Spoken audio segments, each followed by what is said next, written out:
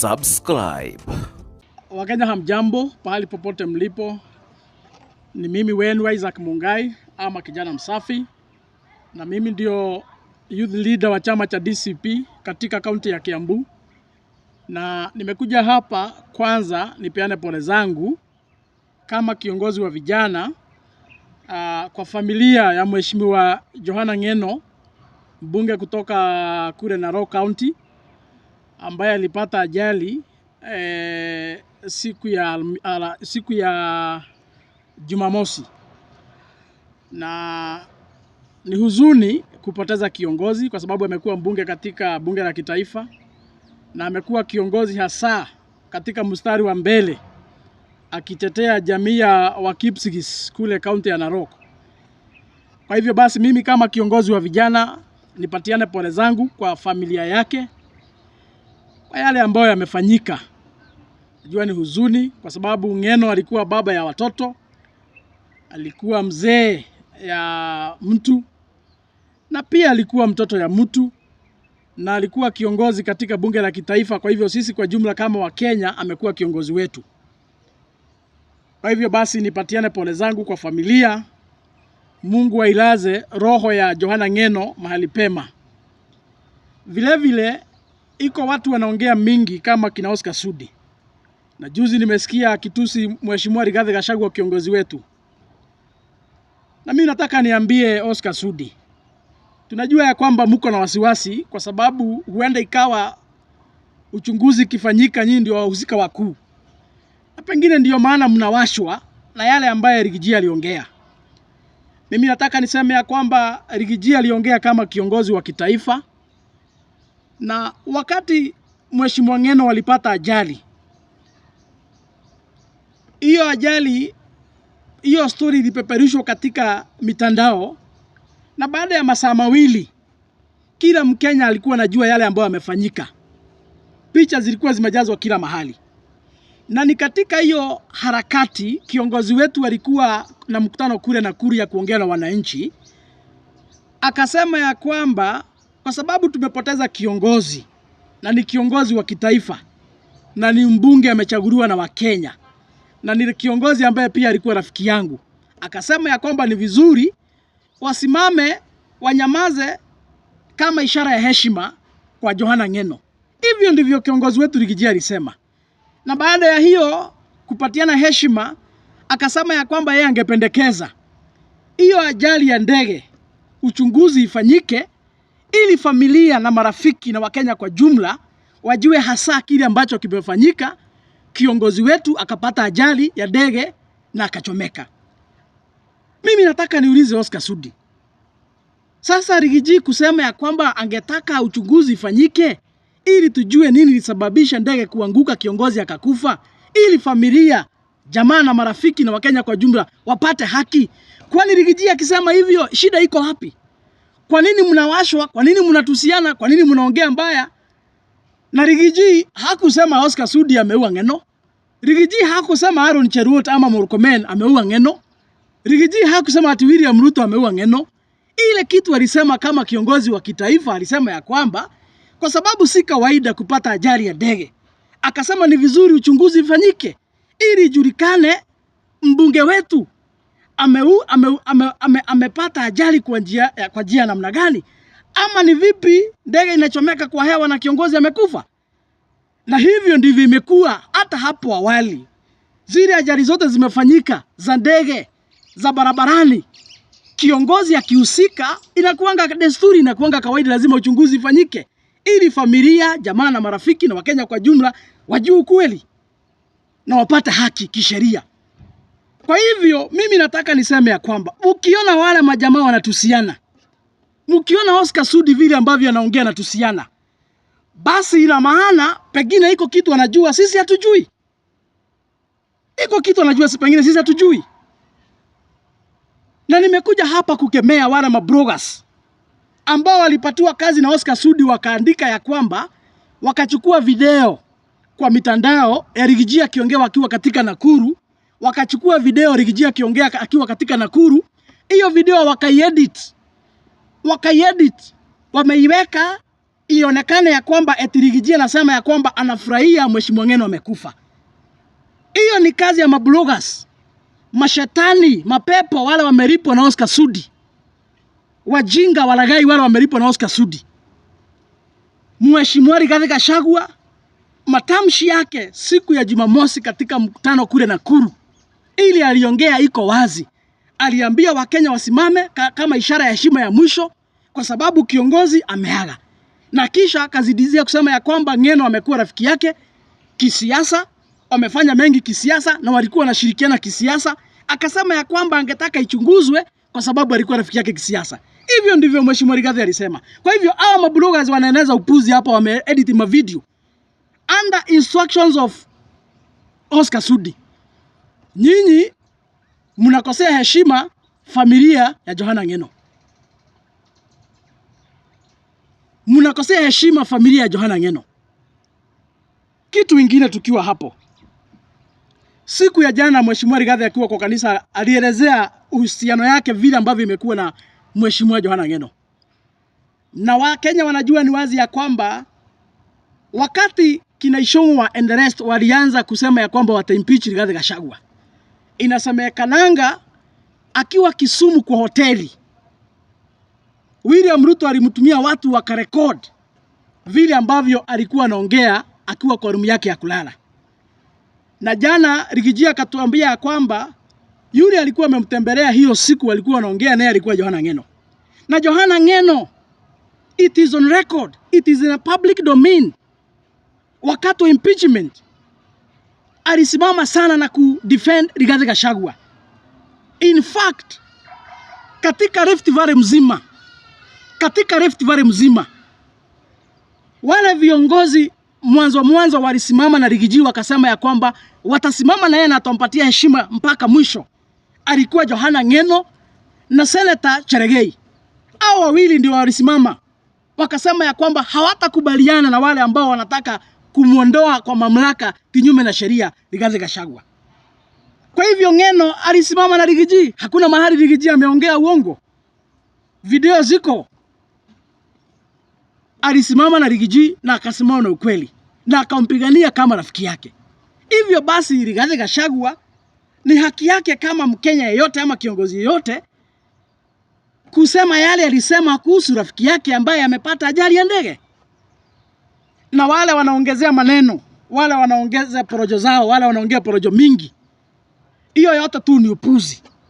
Lakini ukweli ni kwamba Johana Ng'eno alisimama wazi, alisimama wima na akaunga mkono Rigathi Gachagua na akamtetea. Siku alikuwa anapitia some political persecutions. And that is what they were discussing in the room wakiwa kule Kisumu, according to what Rigathi Gachagua said yesterday. Kwa sababu pia baada ya Ng'eno kupatikana wanazungumza mengi wakiwa na Rigiji, hata alianza kuteswa na hii serikali. Alianza kupitisiwa mambo mangumu kwa hii serikali. And those were some of the things they were discussing with Rigathi Gachagua. And therefore ni vizuri tuseme hapa, kina Oscar Sudi, ile heshima kubwa mnaweza patia familia ya Johana Ng'eno, kwa sababu unajifanya sana wewe ulikuwa rafiki yake. Unajifanya sana vile mlikuwa mnaongea. Ni sawa, sisi hatuna shida na hatusemi wewe haukuwa rafiki yake. Ile kitu tungetaka kusisitiza ni ya kwamba ile heshima kubwa unaweza patia bibi yake na watoto ni kufunga mdomo, uache kutusi Rigathi Gachagua. Na kama kweli bwana Oscar Sudi uko na heshima na Johana Ng'eno na familia yake, kwa nini unakataa uchunguzi ifanyiwe? Hatuwezi nyamaza tuseme eti hali ya hewa ilikuwa mbaya zaidi, eti ndio maana ajali ikapatikana. We cannot assume. This is Kenya. Na tunajua vile siasa zinapangwa hapa.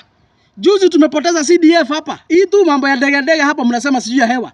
Akachomekea kwa hewa. 1 year later kiongozi Ng'eno amechomekea bado kwa hewa. So hatuwezi nyamaza tuseme ya kwamba ni ajali za kawaida. And in the case, Oscar Sudi, and in the case, even if ni accident tu ya kawaida, kwani iko makosa kuchunguza tujue kwa nini yule pilot alikubali kuendesha ndege na anaona hewa haikuwa sawa. Kwani iko makosa kuchunguza? Hakuna makosa kuchunguza. Na kama mnaheshimu Johana Ng'eno na familia yake, ile kitu mnafaa kuambia Rais wa Jamhuri ya Kenya na idara ya polisi, idara ya upelelezi, ni ya kwamba waharakishe kuhakikisha ya kwamba wamefanya uchunguzi, ili familia, kabla wazike baba yao, kabla wazike mtoto yao, kabla Wakenya wazike kiongozi wao, kwanza wajue nini kiliendelea. Hiyo ndio ile haki tunaweza pata ile familia. Kwa sababu unajua, ni vizuri tuambiane ukweli. Katika jamii ya Kipsigis, yule kiongozi ambaye alisimama kuwatetea usiku na mchana, yule mtu alikabiliana na mapolisi. Siku huko Narok kumekuwa na vita ya mashamba. Yule mtu alisimama mchana wazi akakabiliana na mapolisi. Wala walikuwa wanasababisha maafa katika hiyo vita ya mashamba. Alikuwa Johana Ng'eno. Na iko wazi ya kwamba Johana Ng'eno amekosana na serikali mingi, hata wakati wa Mheshimiwa Uhuru Kenyatta akitetea jamii yake ya Kipsigis. Kama iko siku Johana Ng'eno ametetea watu wake, kama iko siku Johana Ng'eno amekosana na serikali, si kwa sababu eti yeye alikuwa anauza mihandarati, si kwa sababu yeye eti alikuwa mwizi, si kwa sababu eti yeye alikuwa na biashara za magendo. Kama iko siku Johana Ng'eno amekosana na serikali yoyote, ni kwa sababu alikuwa anatetea watu wake wa Kipsigis. Na ndio maana amekuwa katika mstari wa mbele kutetesa na kuuliza serikali maswali.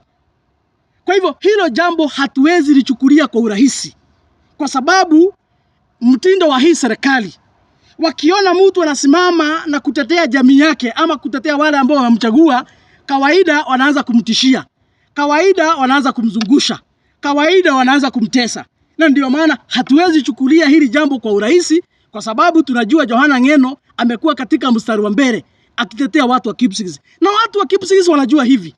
Watu wa Kipsigis wanajua hivi. Na nimeona hata jana waliongea, wakasema ya kwamba wangetaka Matiang'i, wangetaka Rigathi Gachagua, wangetaka Martha, wangetaka hao viongozi wote washikane kusukuma serikali ifanye upelelezi na ifanye uchunguzi.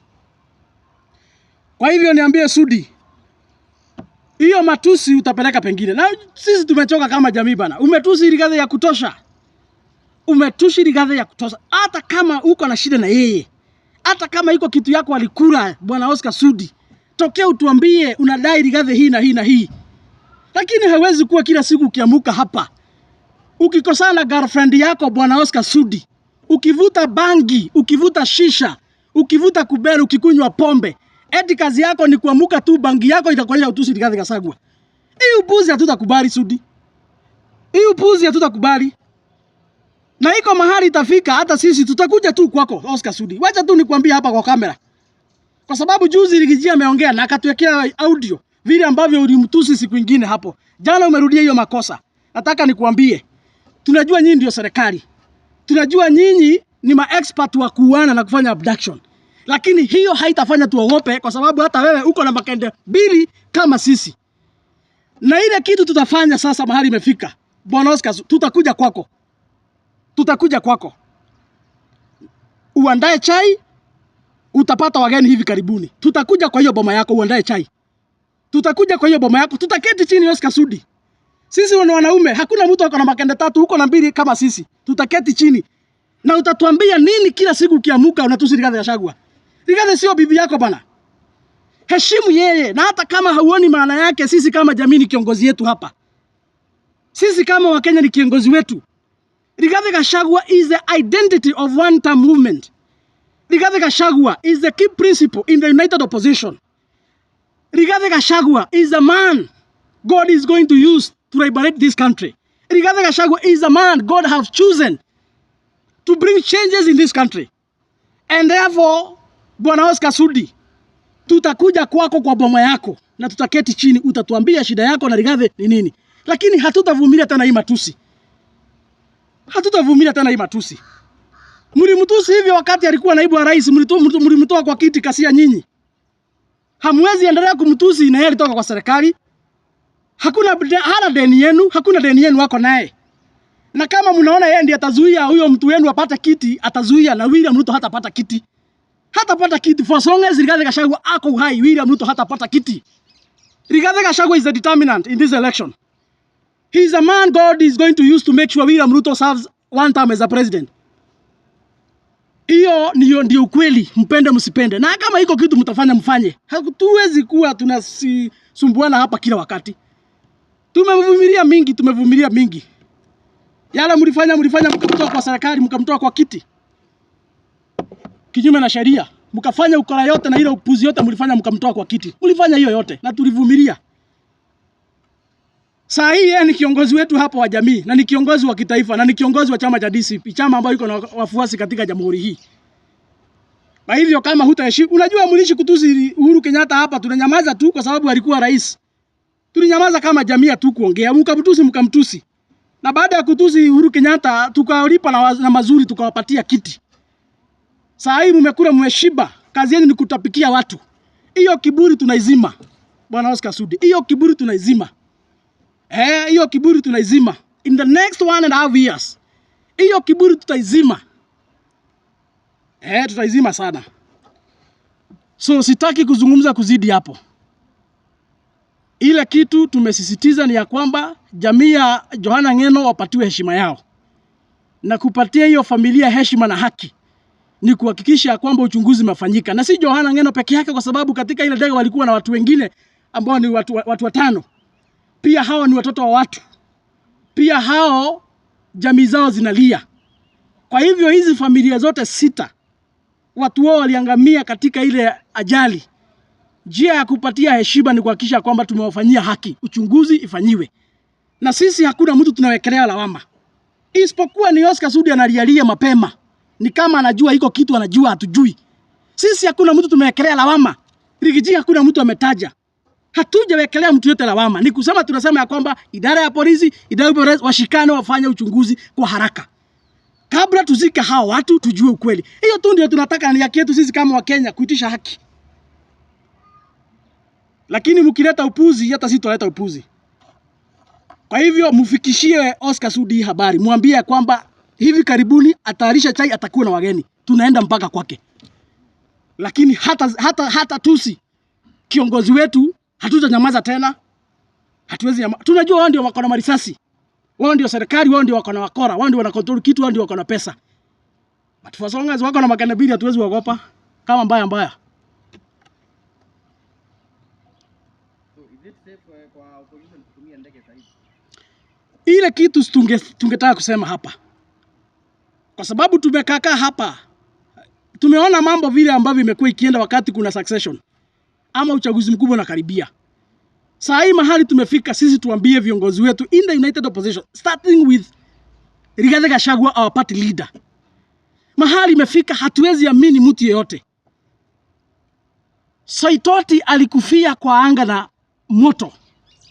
Akachomekea akiwa kwa ndege.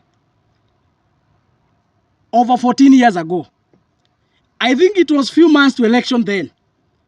Juzi tumepoteza CDF, ameangamia tu kwa hiyo moto mambo ya ndege. Saa hii 1 year later tunaongea mambo ya Johana Ng'eno. Kesho hatujui ni nani. Na kwa sababu huyu Ng'eno ambaye amekufa kwa hiyo ajali ya ndege, walikuwa na Rigathi Gachagua kule Kisumu. Wakati Rigathi alikuwa anapangiwa mambo impeachment. Hatuwezi jua kwa nini hii imefanyika. And therefore ni haki yetu kutoamini hawa wakora. Ni haki yetu kutoamini hawa wakora.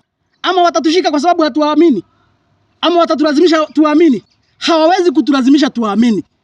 Kwa hivyo mahali imefika sisi tunaambia kiongozi wetu Rigathi Gachagua and the other principals in the United Opposition. Tumieni matatu. Tumieni Mugithi. Tumieni Uber.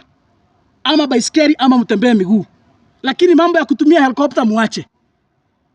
Kama utatumia ndege labda unasafiri US.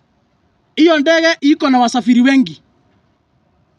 Lakini kuzunguka hapa Kenya, mambo ya kutumia helicopter sisi tunaambia viongozi wetu kwanza hiyo muache.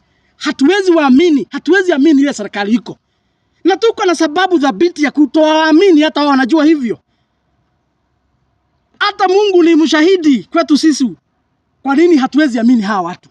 Hatuwezi waamini. Kwa hivyo tunawaambia wasijaribu kutumia mambo ya helicopter. Watembee miguu, watumie Mugithi, watumie Bolt, watumie baiskeli. Hata kama ni kuleta ngamia kutoka Northeastern. Zikuja hapo watumie ngamia kuenda kuomba kura. Heri wapande juu ya ngamia kuliko kupanda juu ya helicopter. lakini hatuwezi amini hizi ndege tena mahali tumefika.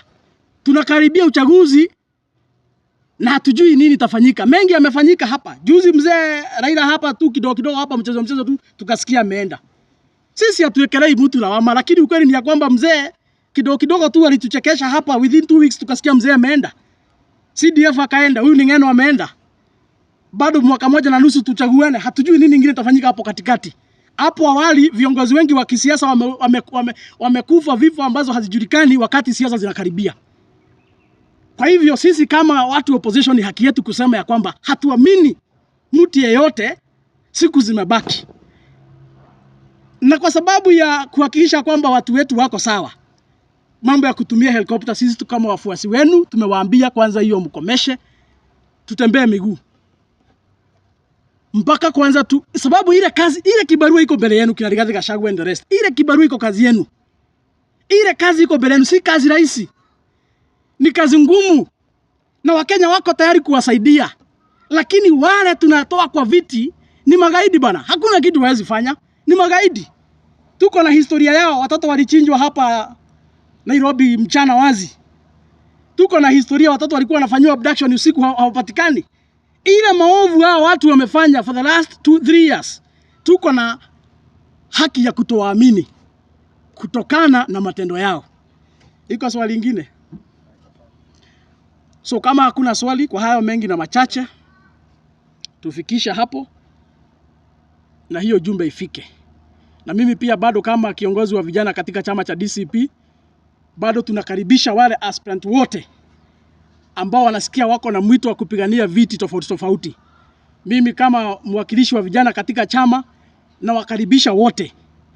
Tuko na ofisi katika Kiambu headquarters, itafunguliwa na Mheshimiwa Rigathi Gachagua in 2 weeks time. Tuko na ofisi nyingine headquarters kule Westlands. Kwa hivyo tunawakaribisha mujiandikishe kama wapigania viti katika chama cha DCP. Na mkiangalia wale wakora, hiyo chama yao ni kama wameamua kupatia tu wale wako na viti certificates. Kwa sababu hata hii recruitment walikuwa wamesema ya kwamba yetu wamefungulia aspirant wajisajili. Sisi tukipima tu, tunaona tu ni kama wanataka tu kusimamisha wale watu ndio wamekalia viti huko UDA. Kwa hivyo kama huko hapo nataka kiti MCA, mbunge, women rep, senator ama governor, ile chama itakusaidia ni chama ya DCP. Kuja ujisajili, tutakupatia nafasi sawa, upiganie certificate kwa njia ya haki na uhuru na ukweli. Na yule ambaye atakayeshinda katika uchaguzi mdogo ndiye tutasukuma yeye kule mwisho wa mwezi wa 8, uchaguzi mkubwa ndiye tutasukuma sisi kama chama. Kwa hivyo basi niwakaribishe mkuje mjisajili. Na msidanganywe na hawa wakora. Unajua juzi wamesema ya kwamba eti chama ya DCP tunaitisha watu pesa. Mimi nilikuwa nafikiria wao hawataitisha watu. Juzi nimesikia wakisema kwamba kuregister ukuwe mpigania kiti katika chama cha UDA unalipa MCA 2,000, mbunge sijui 5,000, gavana sijui 10,000. Na wao ndio chama tawala, wako na pesa wanapatiwa na bunge. Because ya party is a parliamentary party. So sisi tulidhania hawataitisha pesa, wataambia watu waingie free. Waliitisha. Na wao tu ndio walikuwa wanaongoza propaganda huku wakisema chama ya DCP tunaitisha pesa. Hakuna chama ya kisiasa ambayo haitishi pesa ya registration, hiyo ni kawaida. Kwa hivyo msidanganywe. Sisi ile pesa tunaitisha ni kama tu juzi wenye wameitisha. MCA ni 2,500, mbunge ni 5,000, gavana ni 10,000. Vile tu vyama zingine wanafanya kusajili wapigania viti, ndivyo hata sisi DCP tunafanya. Hakuna kitu tofauti tumeongezea kando na vile vyama hufanya. Tunafanya tu kawaida vile vyama zingine hufanya. So msiuziwe uoga huko na propaganda eti mkuja muambiwe eti mkienda huko mtaitishwa pesa. Sisi hakuna pesa tunaitisha watu isipokuwa tu zile za kawaida za registration, vile hata UDA tumeona juzi wamefanya. So kujeni mujisajili huku kwetu. Sisi tutawasaidia. Vijana kwanza, kiongozi wetu ako na mwito wa kusaidia vijana. So wala wote ambao wanasikia kwamba wanataka viti za MCA, hata kama ni kiti gani, unasikia huko na mwito wa kuleta mabadiliko katika taifa letu la Kenya, tafuta ofisi ya DCP pahali iko. We have coordinators in every county. We have offices in every county. Hapa Kiambu tuko na coordinator anaitwa Mheshimiwa Sovingo wa Viviana. Utampata kwa ofisi. Hakikisha kwamba enda ujiandikishe. Sisi kama chama tutakuunga mkono, tutakusupport mpaka kule mwisho. Kwa sababu sisi tumeamua DCP ndio ile chama italeta serikali mpya. Kama ni hapa Kiambu tunafagia, wabunge wote wa UDA wataenda nyumbani. Ma MCA wote 60 hapa Kiambu wa UDA wataenda nyumbani. Gavana Women rep wote wa UDA hapa wataenda nyumbani. Tutakuwa na gavana mpya hapa Kiambu wa DCP, women rep wa DCP, senator wa DCP, wabunge 12 wa chama cha DCP, na tutakuwa na MCA 60 hapa Kiambu County wa chama cha DCP. Kwa hivyo kuja ujisajili, tutakuunga mkono, ndio tutengeneze serikali mpya, ile serikali ambayo itakuwa inatetea Wakenya kwa njia haki na ukweli. Tufukuze hawa magaidi waende. Ni hayo, kama kuna swali.